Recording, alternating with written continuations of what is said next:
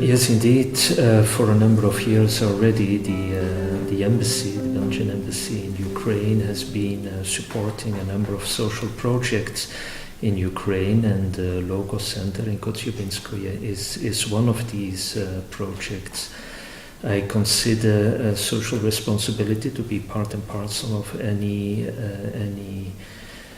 organizations, also of an embassy, and I commend my staff for their engagement and their personal commitment in this type of social activities.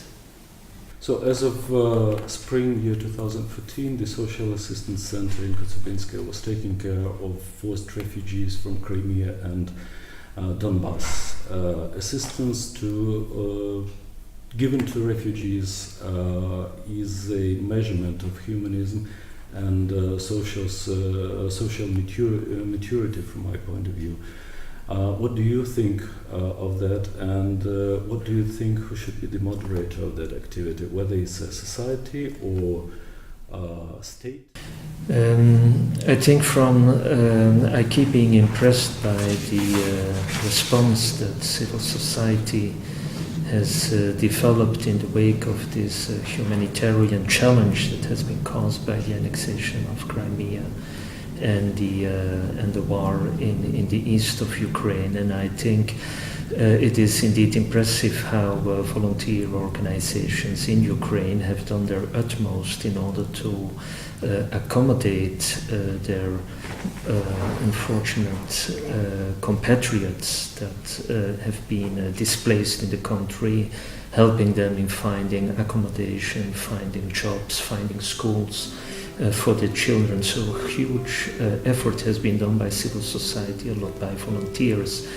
And in a way the state has been catching up somewhat later, also with the help of the international donor community, and is now, I think, in a position that it can provide a legal framework and also provide the necessary financial means in order to make this process happen.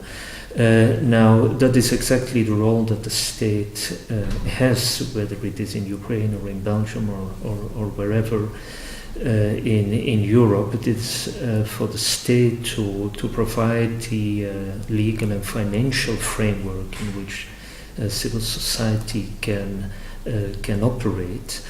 But it is not a question of them and us. I think state and civil society are perfectly complementary, but of course the framework has to be there, and then when civil society in its efforts and in the way it is mobilizing let's say the different communities, when they see imperfections, when they see a dysfunctioning state, it is up to the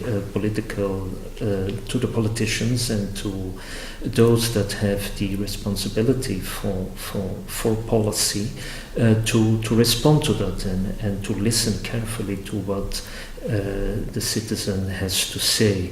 Now, civil society is of course made up of different types of organizations, also religious communities, religious societies, the churches as such. I think the civil society taken as a whole is playing a very important role, a very inspiring role as well in Ukraine, and I do respect them for that. So you might know that despite the obvious missionary efforts that the center and Father Nikolai take for years to support the people from street, to support refugees, there's a information war is taken against Father Nikolai which aims to discredit him. The the final goal of those people is to take the building of the center and to take the land of the community in order to give it to the favor to a commercial company to construct a profitable center, commercial center in that area. Well, if indeed such a campaign is being waged against Father Nikolai and against the center, I would regret it a lot, because I would have thought that the residents of the center are already suffering enough stress in trying to make their lives. In building up their lives again, and in having to cope with the unfortunate situation in which they and their families are finding themselves now. So we should be careful not to cause them even more stress than they are already enduring. And if indeed, as you say, such a campaign is being waged, I would also feel disappointed, to be honest, in what I thought was a new Ukraine emerging. And if indeed petty commercial interest would be judged more important than the work that is being done at the center, and as we see it, the center is providing a safe haven for displaced families, in giving them the stability, in giving them the environment in which they can rebuild their lives. Well, I think I judge that effort much more important than whatever commercial project would stand in the way of. And I would indeed hope that in the new Ukraine, this sort of habit of mudslinging and smear campaigns, that we would not have it. Ukraine has a golden opportunity now to show to its citizens and to show to the whole of Europe what genuine solidarity is about. And that is what counts for us when we support the local center and when we believe in the work that Father Nikolai is doing. So we really hope and we really wait when all this disaster in Ukraine would come to its end. And we understand that the center, if it would keep existing, would go back to its social goal to support people who are in need, people from the street. So how would you see the future of cooperation or support of such a social center? Mm-hmm.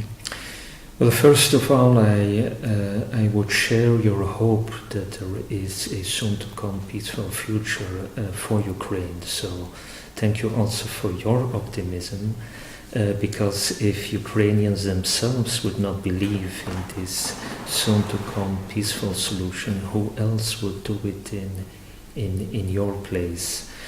Then, as I have said, what the center is doing now, also because of circumstances, in welcoming the displaced persons, the families, and in helping them to rebuild their lives, is at this stage very important to us, because it is in itself part of a process that is going on in Ukraine and that will contribute to reconciliation and to peace. So also for that reason we attach a lot of importance to the work of Father Nikolai and to what the families, the residents in the center are realizing themselves, are building and rebuilding themselves. That is absolutely important. And then when the time comes that the center would return to its core business, so to speak, to care for homeless people, to care for sick people, to care for disadvantaged families and so on, of course we will continue to support the center in that and to support Father Nikolai in that work.